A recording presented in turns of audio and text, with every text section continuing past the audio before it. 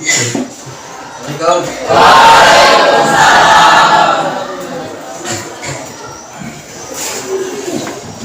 Silakan. Istain kiamah. Azin salam. Assalamualaikum warahmatullahi wabarakatuh. Waalaikumsalam warahmatullahi wabarakatuh. Dulu Ustaz. Doaan. A'udzubillahi minasyaitonirrajim. Bismillahirrahmanirrahim. Raditu billahi rabban wa bil islami dinan wa bi Muhammadin nabiyya wa rasulah. Rabbi zidni ilma warzuqni fahma. Amin ya rabbal alamin. Baik, sebelum pembelajaran kita absen dulu ya. Siapa yang tidak hadir? Ada semua ya? Ya.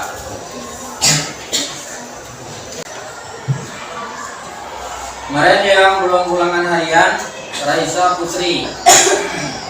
Silakan nanti ulangan hariannya susulannya di luar jam kuliah. Boleh ke kantor. Cari jam yang pas. Kalau nggak ada gurunya boleh ke kantor. Ya.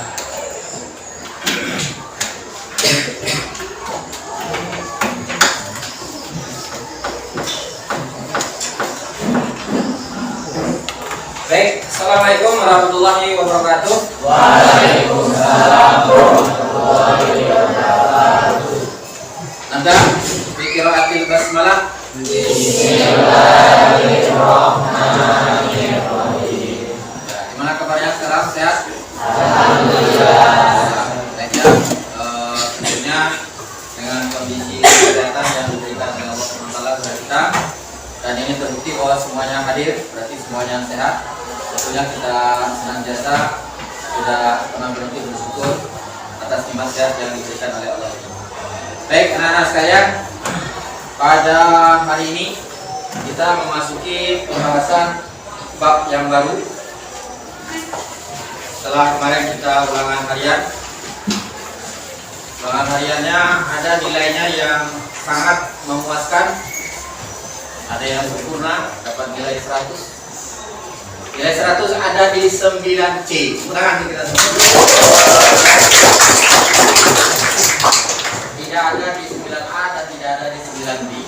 Kalau 9B memang huruf ulangan. Tapi yang ada juga yang sangat ini ya, mungkin agak mengecewakan. Ada juga yang nilainya 0. Ada juga yang nilainya 1. 1 itu nilai penghargaan, sebenarnya nggak ada. Ya, siapa orangnya ya nanti kita lihat ya. Baik, kita fokus dulu hari ini ke materi yang baru. Sebagai materi pengantar sudah Bapak share ke grup WA-nya, linknya.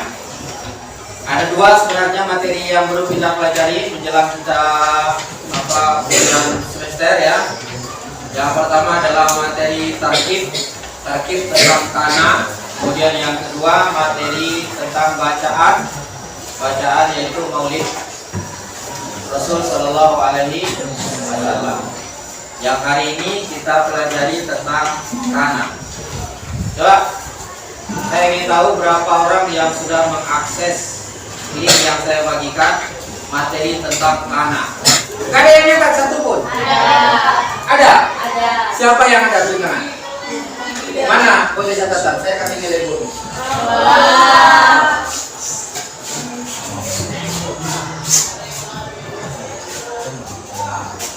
Tentang kana. Kana adalah kata kerja yang menjelaskan tentang kondisi masa lampau. Kana masuk pada ya. Betul, ya. Siapa lagi? Yang lain ada? Cuma satu orang. Siapa namanya? Hah?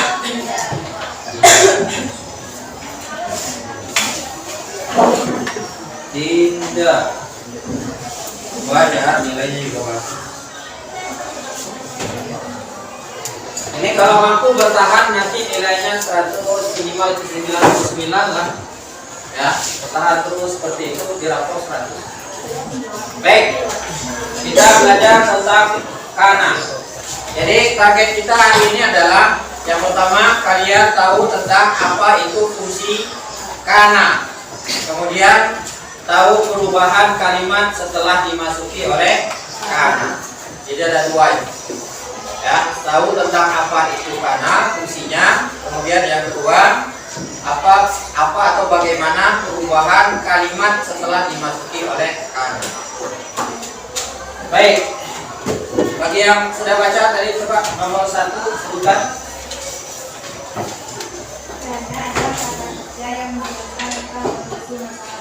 Ya, kana adalah kata kerja.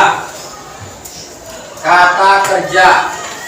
Mengapa disebut kata kerja? Karena rumusnya nanti mengikuti rumus kata kerja, rumus fiil. Baik, kita sudah belajar tentang fiil madi. Ada juga fiil mudhari. Fiil mudhari sudah kita singgung juga dan sudah kita kalian pelajari di kelas 7 maupun di kelas 8. Nah, rumus kana itu sama dengan rumus fiil. Dari huwa sampai ke nahnunya itu. Ya, dari huwa sampai ke nahnu. Kalau huwa kana, dia kanat, hum kanu. Ya, kunna, dan seterusnya. Jadi mengapa disebut kata kerja? Karena dia rumusnya sama dengan fiil. Sebagaimana halnya fiil madi. Fiil mudhari juga seperti itu. Itu yang pertama. Kemudian kata kerja yang apa? Menjelaskan tentang kondisi. Yang dijelaskan adalah kondisi. Kalau biasanya begini, ada kata kerja yang memang menjelaskan masa lampau. Contohnya apa? Sudah duduk. Sudah duduk. Duduk itu memang pekerjaan. Sudah makan, sudah minum, sudah tidur, sudah mengerti. Itu kan memang kata kerja namanya ya. Memang pekerjaan. Tapi kalau kana ini kondisi yang dijelaskan. Ya, kondisi. Terus nomor 2. Nah, kana itu masuknya ke dalam kalimat.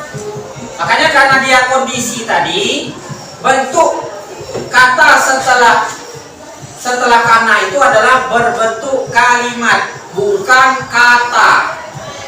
Ya, berbentuk kalimat. Nah, kalimatnya harus jumlah ismiyah. Jumlah ismiyah. Apa itu jumlah ismiyah?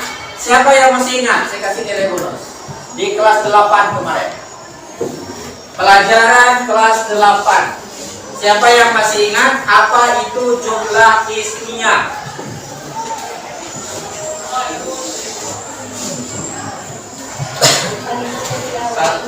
Jumlah ismiyah.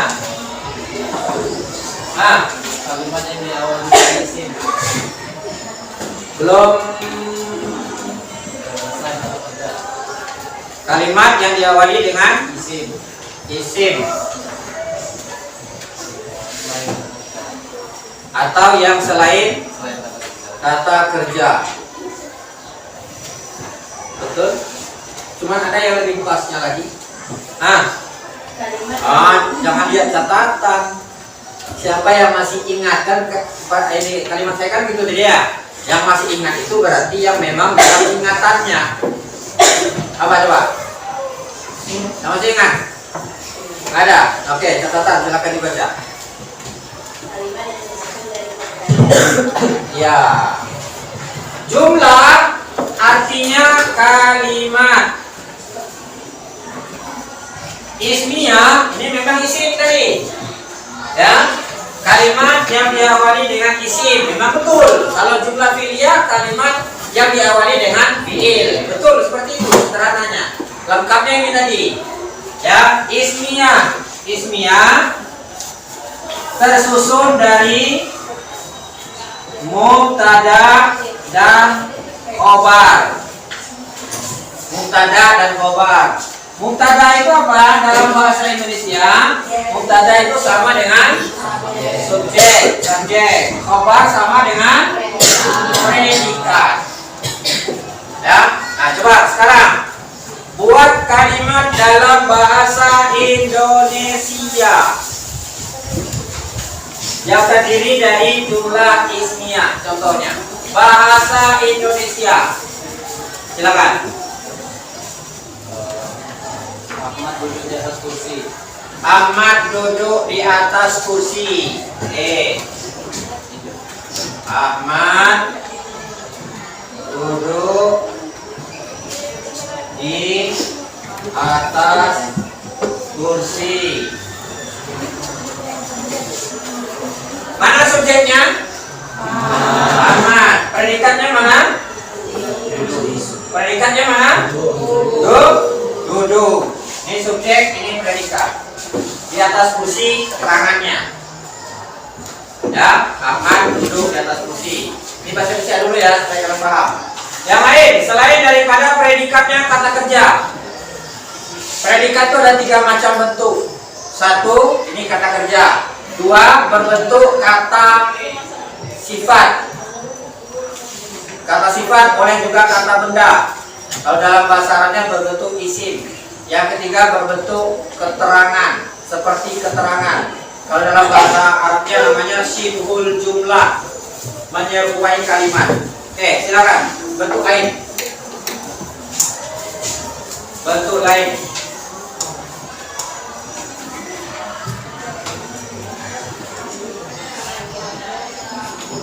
Gimana? Gimana? Ayo salah nggak apa-apa. Paling-paling nanti kita goreng. Ya, jangan takut salah. Rehan sakit hari ini. Raihan sakit. Raihan sakit. Tambah keterangannya hari ini. Mana subjeknya? Raihan. Predikatnya? Sakit. Oke. Satu lagi contoh. Dia berbentuk seperti keterangan kalau dalam bahasa Indonesia. Dalam bahasa Arab namanya syibhul jumlah, yang terdiri daripada jar majrur atau dzaraf. Ingat kelas 7. Pelajaran kelas 7. Predikatnya terdiri dari jar majrur atau dzaraf. Jar majrur atau dzaraf. Kalau saya jelaskan yang paham. Coba. Tadi bahasa Indonesia ya, contohnya dalam bahasa Indonesia dulu.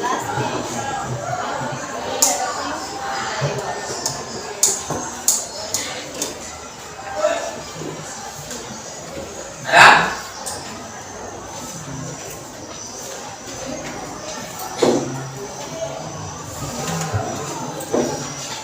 Ada? Ya, sama dengan ini. Gambar itu di atas dinding. Gambar itu di atas dinding. Subjeknya mana? Gambar itu. Predikatnya mana? Di atas dinding. Yang jar majrur itu yang mana? Amama, bijiwari, apa lagi? Waro'a, fauqo, ala, tahta, fi. Amama, bijiwari, waro'a, fauqo, ala, tahta, fi. Fi itu di dalam. Lihat ya. Oke ya. Nah, baik. Ini namanya semuanya adalah jumlah ismiyah. Kalimat yang terdiri dari subjek dan predikat. Dalam bahasa Arabnya, kalimat yang terdiri dari mubtada dan khobar. Nah, yang akan kita bahas adalah kalimat yang ini. Karena ini nanti yang akan ada perubahan di sini. Ya. Ini contoh saja. Raihan sakit. Siswa itu sakit. Siswa itu pintar. Siswa itu cakep. Siswa itu ganteng.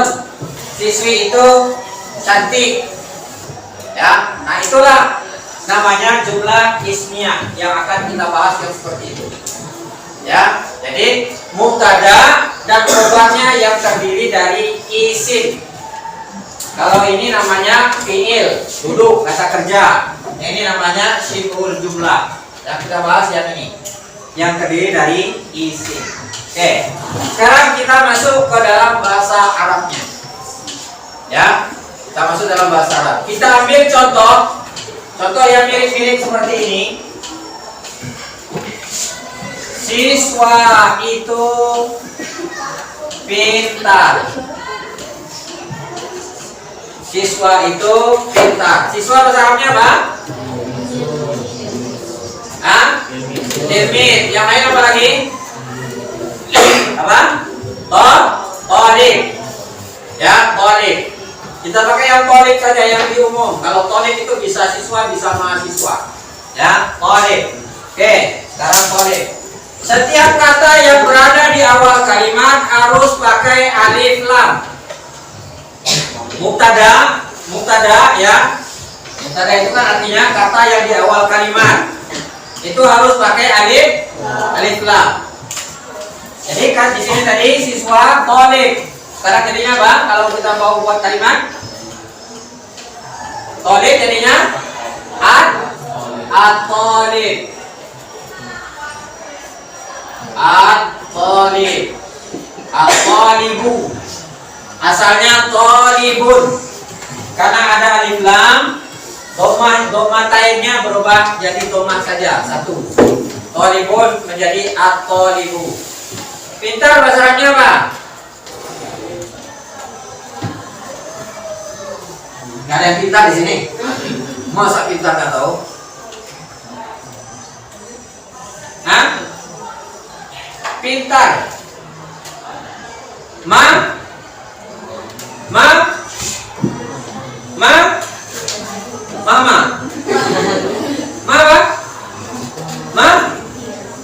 Mana suara? Coba, apa takut? Pintar apa? Mahir.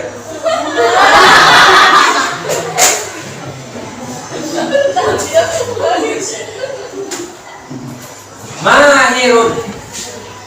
Ya, di sini dhammatain mengapa? Karena tidak ada alif lam. Kalau ada alif lam, dhammanya hilang. Ini nggak ada. Yang ini harus ada alif lam, yang ini tidak boleh ada alif lam. Itu namanya subjek dan predikat. Kalau dalam bahasa Indonesia subjek itu artinya apa? Hah? Bukan. Kalau pelaku kalau pelaku itu berarti ada kata kerja. Kalau ini kan nggak ada kata kerja. Gambar itu di atas meja ini kan subjek. Nah, masa ini pelaku kan mungkin gambar sebagai pelaku kan? Bukan.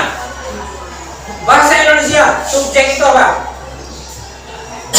Bahasa Arab ini mubtada. Nah, mubtada itu apa? Subjek itu apa?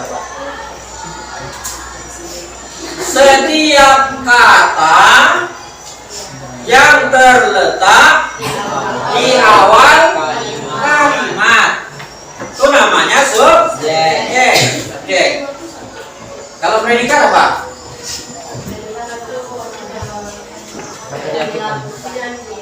Hah? Kata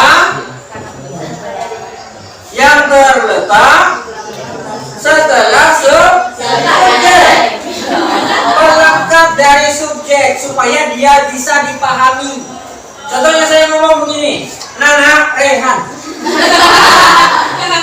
Paham? Paham kan? Nana Rehan sakit. Paham? Nah, itu namanya predikat itu. Kata yang melengkapi subjek supaya dia bisa dipahami. Namanya. Itu ya. Paham bahasa Indonesianya? Nah, subjek, mubtada, predikat, oke. Ini. Contohnya, siswa itu, ini subjek. Pintar, predikat. Ya, nah sekarang kita buat kalimat kedua. Siswi itu pintar. Ya, gimana jadinya? Kalau roboh aja dari laki-laki, roboh ke perempuan, nggak paham. Atau libati? Hah? Atau libatu? Oke. Atau libatu. Asalnya tolibatun, ya. Nah, karena ada libat jadinya atau libatu. Pintar. Mahirun.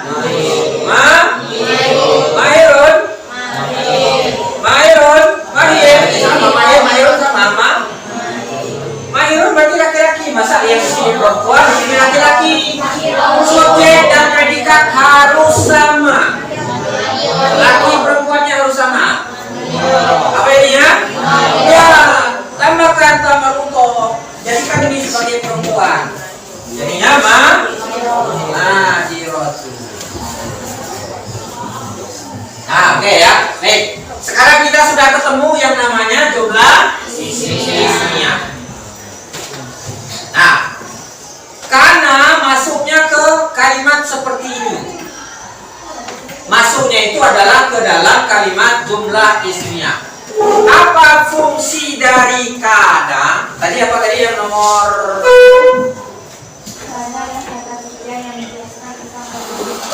Menjelaskan kondisi masa lampau. Maksudnya apa? Ini kalau perhatikan ya, nanti saya minta kalian buat masing-masing satu contoh. Pahami betul ini penjelasannya. Saya minta kalian membuat masing-masing siswa satu contoh, 2 kalimat seperti ini. Ya, baik. Tadi kondisi masa lampau. Ketika misalnya saya mengatakan, ya, misalnya berdiri seorang ada seorang siswa di sana. Saya nyampaikan berita kepada kalian. Nah, at-talib mahir. At-talib mahir. Siswa itu tuh pintar. Siswa itu pintar. Kapan? Sekarang. Kondisinya ini adalah sekarang. At-talib mahir. Atau misalnya ada seorang siswi. Ayuhat tulab, wahai siswa-siswa sekalian. At-talibah mahir. At-talibah mahir. Siswi itu pintar. Sekarang, nah, tapi saya ingin menjelaskan begini. Kita ubah. Siswa itu, ada seorang siswa, misalnya ini misal ya, dia itu nakalnya luar biasa, belajar nggak paham-paham, terus dia lewat. Saya kasih tahu. Nah, siswa itu dulunya masa lampau kan, menjelaskan tentang masa siswa itu dulunya pintar, sekarang tidak lagi, ya kan? Atau bisa jadi sekarang juga masih pintar, tapi saya ingin jelaskan dulu. Siswanya itu lewat, saya kan ingin katakan, nah siswa itu pintar, dulunya siswa itu pintar. Makanya waktu kita menerjemahkan ada bacaan, ketika ada kata karena, biasanya kita terjemahkan dengan apa? Adalah. Maksudnya itu apa? Adalah dulunya, itu maksudnya itu. Karena Muhammad adalah waktu itu si Muhammad, Nabi Muhammad mengasingkan dirinya di dalam gua. Dulu ceritanya bercerita tentang Nabi Muhammad, tapi kejadiannya masa lampau. Itu fungsinya kana. Paham nggak fungsinya ini? Fungsi kana itu paham nggak? Ini masa sekarang. Kita ingin jadikan ini masa lampau. Caranya bagaimana? Masukkan kana. Siswa itu pintar. Mana? Kok siswi ini? Oh iya betul. Ini yang di atas ya. Siswa itu pintar. Sekarang, kalian ingin jelaskan bahwa siswa itu pintar. Dulu. Caranya bagaimana? Masukkan kanan. Paham fungsi kanan? Fungsi kanan paham? Menjelaskan kondisi. Ya, menjelaskan kondisi. Ini kan kondisi namanya. Kondisinya kapan? Masa lampau. Nah, caranya bagaimana? Tinggal masukkan aja. Kalau dia laki-laki masukkan kana, kalau dia perempuan, bentar. Ini aja. Kalau dia laki-laki masukkan kana, kalau dia perempuan masukkan kanan. Ini kan sama rumusnya dengan fi'il mati kan? Wa dhahaba, iya dhahaban. Wa kana, iya kana. Kan sama rumusnya kan? Maka dia disebut kata kerja. Ya, tapi dia tidak ada fa'il. Kan biasanya setiap kata kerja ada pelaku, setiap fi'il ada fa'il. Kalau ini enggak ada. Ya, dia setelah ini adalah bentuk kalimat. Namanya fi'il naqis. Kata kerja yang kurang. Mengapa kurang? Karena tidak ada pelaku. Oke. Kapan kana? Kalau seandainya yang dijelaskan itu laki-laki. Kapan kana? Kalau yang dijelaskan itu perempuan. Nah, sekarang aja. Kita ingin masukkan kana ke sini. Kita salin dulu kalimatnya. At-thalibu mahirun.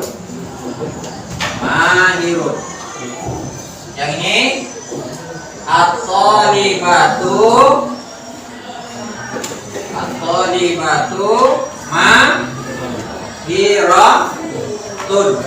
mahiratun. Ini masih masa sekarang. Kita ingin jadikan ini masa lampau. Bahwa siswa itu dulunya adalah siswa yang pintar. Bagaimana caranya tadi? Masukkan kana atau kana. Kana kalau dia laki-laki, kana kalau dia perempuan. Baik, sekarang ini laki-laki atau perempuan?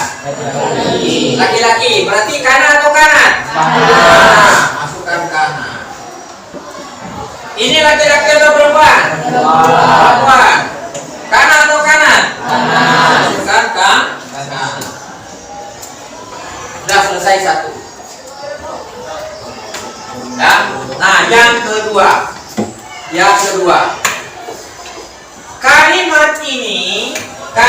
Satu kalimat kalau dia sudah dimasuki oleh kana atau kanat, maka khobarnya berubah. Predikatnya berubah. Kalau ini tadi kan namanya mubtada, ini khobar, ini mubtada, ini khobar. Sekarang kalau dia sudah dimasuki oleh kana, maka status ini berubah. Ini namanya tidak lagi mubtada, tapi isim kana. Ini isim kana. Berubah statusnya. Isim kana, isim kana. Yang ini khobar kana, yang ini khobar kana. Nah, yang berubah yang mana? Yang berubah adalah khobarnya. Apa perubahannya? Dari yang awalnya berbaris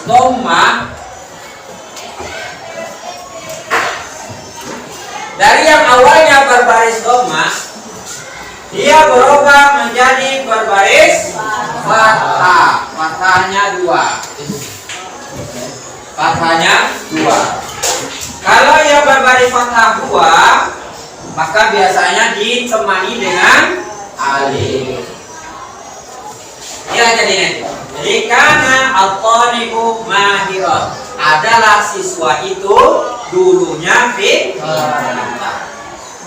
Yang ini juga adalah siswi itu dulunya pintar. Apa jadinya? Karena al-talibatu mahirotan. Dari kun menjadi ta. Tidak pakai alif.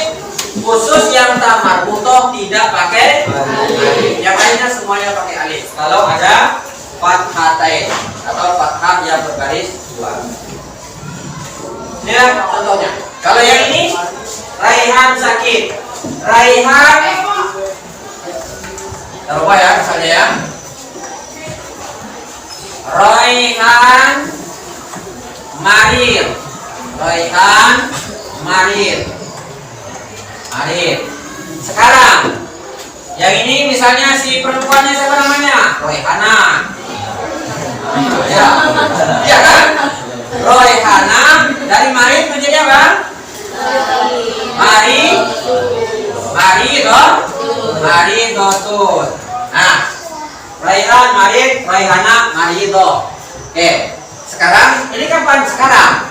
Raihan marid. Raihan marid betul. Beda. Raihan marid. Nah, tapi ketika saya ingin menanyakan itu kemarin Raihan nggak ada kemana? Nah, baru pakai kana kan? Baru pakai kana. Kemarin Raihan nggak ada kemana? Oh, adalah Raihan kemarin itu sakit. Gimana jadinya coba? Karena Raihan maridon. Ya, karena Raihan maridon. Oh, Raihana. Mana Raihana? Hari ini saya tanya ya sekarang. Raihana mana? Oh, Raihana nggak ada. Raihana maridon. Raihana maridon. Ya. Nah, tapi saya nanya sekarang, kejadiannya kemarin. Raihana kemarin nggak ada. Saya panggil kemana? Oh, ternyata adalah Raihana kemarin itu sakit. Gimana jadinya? Nah, karena Raihana maridota. Itulah penggunaan kana. Sampai di sini ada pertanyaan? Hah? Saya tanya, paham? Yang saya jelaskan ini paham? Paham nggak?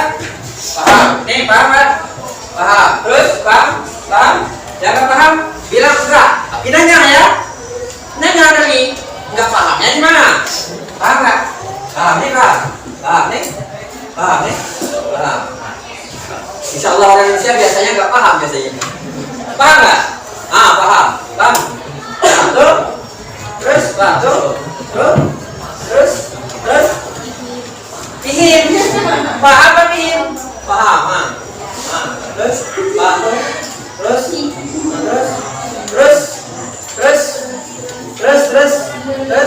Paham semua ya? Baik, sekarang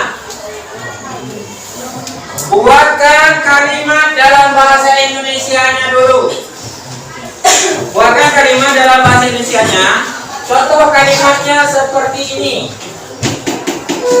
Siswa itu pintar, Raihan sakit. Segala macam lah, ya. Bukan berbentuk ini, bukan juga berbentuk kata kerja predikatnya. Setelah itu buatkan bahasa Arabnya dan lalu masukkan kana. Perubahannya bagaimana? Setelah dimasuki oleh kana. Satu kalimat untuk laki-laki seperti ini, satu kalimat untuk perempuan. Silakan yang sudah boleh tunjuk tangan, saya yang ke meja, atau boleh bawa bukunya ke sini, saya periksa. Silakan dibaca. Ya? Iya, kalimatnya kamu yang buat, terserah. Yang sudah sini saya periksa supaya dapat tanda tangan praktis.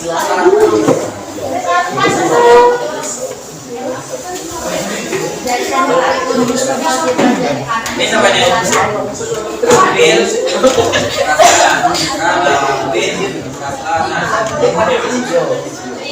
ini pemandangan untuk yang perempuan lagi. Ini kan baru anak. Ya, itu dari bil.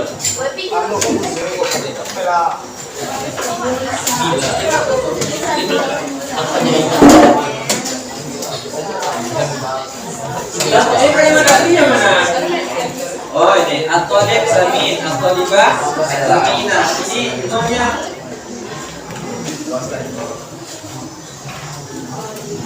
Oke. Satu sudah.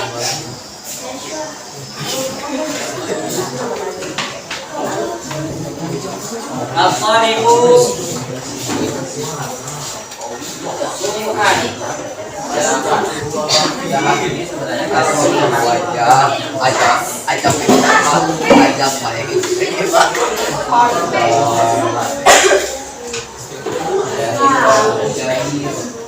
kalau besar dari bukan yang jahat ini, jahatnya itu secara ini.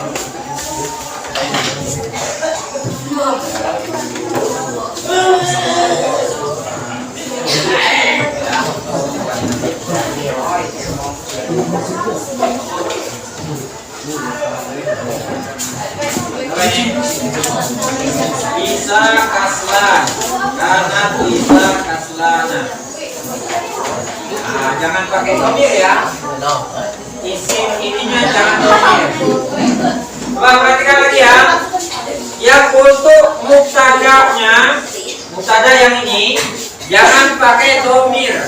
Domir itu yang mana? Gua, ya, ana, anta, anti itu ya. Karena yang itu lain rumus nanti setelah ini kita jelaskan.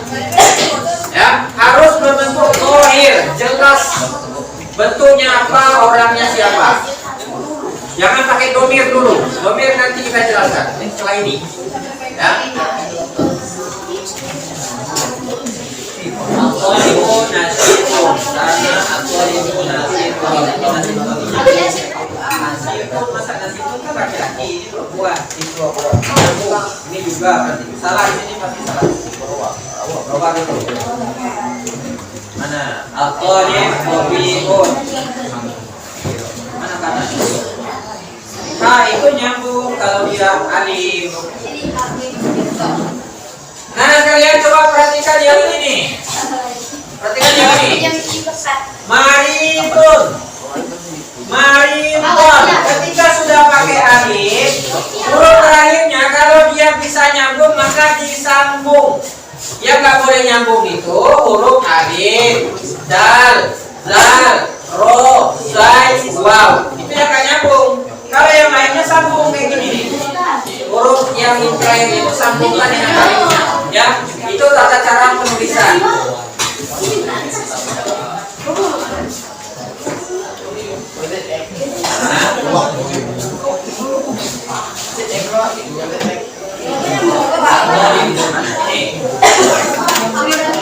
Apa ini naya?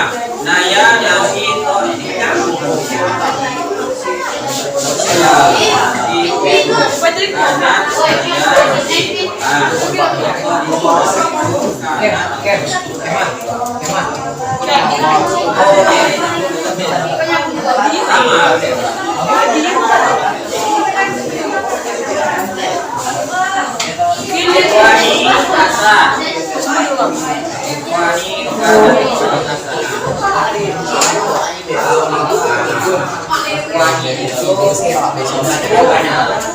Ambil yang jelas satu saja.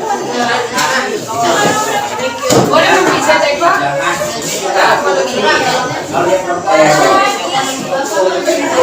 yang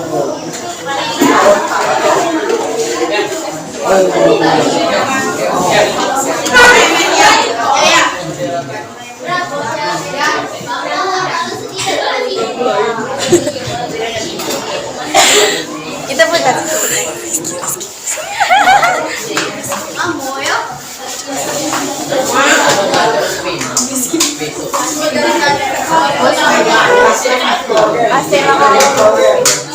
Oh, berarti ini daripada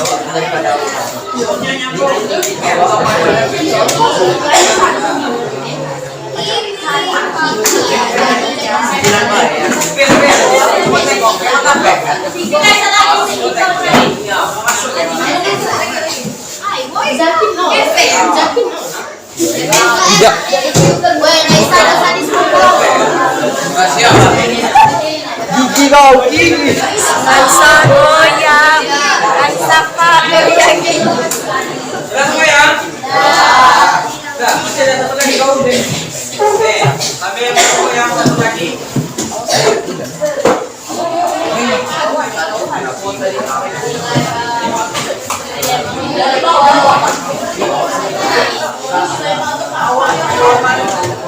Baik, anak kalian.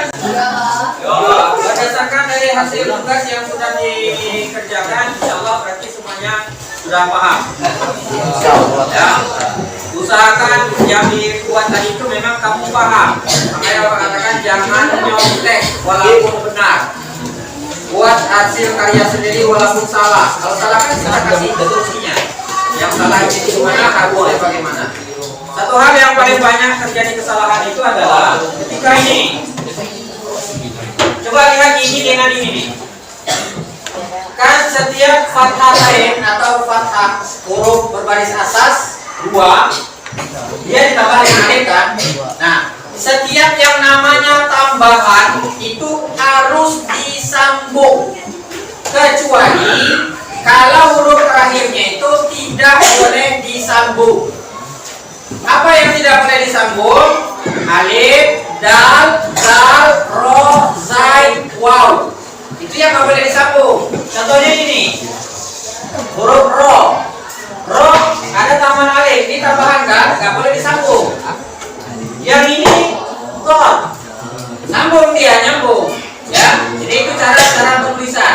Setiap yang namanya tambahan, termasuk ini misalnya. Nah, yang tamar buto. Awalnya mahirun, mahirotun, tamar buto ini tambahan, tapi karena huruf terakhirnya ro maka tidak nyambung. Tapi pas di sini maritun, maritun ada tambahan tamar buto, nyambung dia maritotun. Jangan dibuat maritonnya sendiri, tunnya sendiri. Karena apa ini tambahan. Jadi sekali lagi kesimpulannya, setiap yang namanya tambahan sambung. Kecuali kalau hurufnya itu tidak boleh disambung. Baik, karena waktu sudah hampir berakhir, kesimpulannya tadi ada 2 atau ada berapa? Ada 3. Kesimpulan pertama coba 1. Karena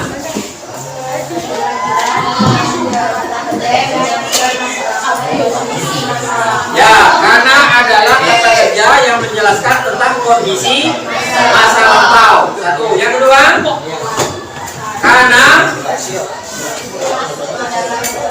masuk ke dalam kalimat jumlah ismiyah. Yang ketiga, nih apa? Yang ketiga,